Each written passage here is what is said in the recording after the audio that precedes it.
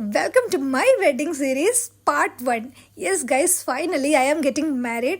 എൻ്റെ ഈ ഒരു വീഡിയോ ഔട്ട് ചെയ്യുമ്പോഴേക്കും എൻ്റെ ഓൾമോസ്റ്റ് എല്ലാ ഫ്രണ്ട്സും എൻ്റെ കല്യാണം ഉറപ്പിച്ചെന്നുള്ളത് അറിയാൻ വേണ്ടിയിട്ട് പോകുന്നത്. അപ്പം ഇന്നത്തെ പരിപാടി എൻ്റെ വെഡിങ് ഡ്രസ്സ് പർച്ചേസ് ചെയ്യാൻ വേണ്ടിയിട്ട് പോവുകയാണ്. അപ്പം ഞങ്ങൾ ആദ്യം തന്നെ ഷോപ്പിക വെഡിങ്സ് നിന്ന് അങ്ങോട്ട് തുടങ്ങാമെന്ന് വിചാരിച്ച്.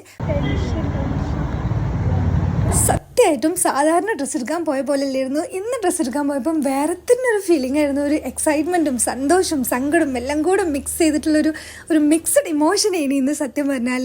ആൻഡ് ദ എക്സൈറ്റിംഗ് പാർട്ട് എന്താണെന്നറിയോ, ഞാൻ എൻ്റെ ജീവിതത്തിൽ ആദ്യമായിട്ടാണ് ആദ്യം കയറുന്ന ഷോപ്പിൽ നിന്ന് ആദ്യം അവരെടുത്ത് തരുന്ന ഡ്രസ്സ് എടുത്തിട്ട് പോരുന്നത്, അതും എൻ്റെ വെഡ്ഡിങ് ഡ്രസ്സ്. അതുകൊണ്ട് തന്നെ വെഡ്ഡിങ് പർച്ചേസിൽ ഒരു വെഡ്ഡിങ് ഡ്രസ്സ് ഇട്ടിട്ടുണ്ടെങ്കിലും വീഡിയോ വേണമല്ലോ എന്ന് വിചാരിച്ചിട്ടാണ് ഞാൻ ഈ ഡ്രസ്സ് ട്രൈ ആക്കിയിട്ടുണ്ടായിരുന്നത്.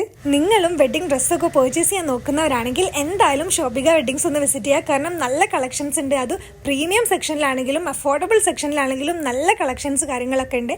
ആൻഡ് അവരുടെ കസ്റ്റമർ സർവീസും അടിപൊളിയാണ്. വെഡ്ഡിങ് ഡ്രസ്സൊക്കെ പെട്ടെന്ന് തന്നെ പർച്ചേസ് ചെയ്തുകൊണ്ട് നമ്മൾ വേറെ സെക്ഷനിലൊക്കെ ഒന്ന് പോയി അവിടുത്തെ ഡ്രസ്സ് കാര്യങ്ങളൊക്കെ നോക്കി. അതിൻ്റെ ഇടയിൽ നമ്മളൊരു കോഫിയൊക്കെ കുടിച്ചിട്ടുണ്ടായിരുന്നു. ഇന്നൊരു ദിവസം മുഴുവൻ ഈ ഡ്രസ്സ് എടുക്കാൻ വേണ്ടി വരുമെന്ന് വിചാരിച്ചിട്ട് ആകെ കുറച്ച് സമയം കൊണ്ടാണ് നമ്മൾ ഡ്രസ്സൊക്കെ എടുത്തിട്ടുള്ളത്. സ്വന്തം കല്യാണത്തിന് സ്വന്തമായി ബില്ലിങ് ചെയ്യുന്നത് ഡാഡി ഇതവിടെ നിൽക്കുന്നു.